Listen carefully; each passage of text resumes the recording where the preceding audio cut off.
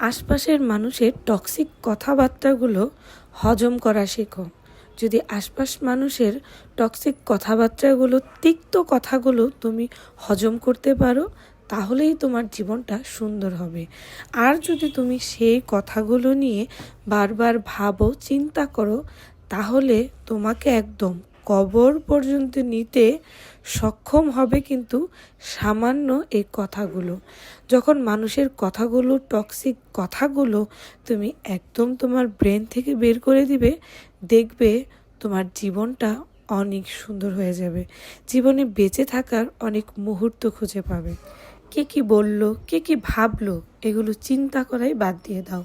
তুমি কি ভাবলে, তোমার মন কি করতে চায়, তুমি সেইটা করো। কারণ জীবন তোমার বেঁচে থাকতে হবে। সবার সাথে যুদ্ধ করে, লড়াই করেও বেঁচে কিন্তু তোমাকেই থাকতে হবে।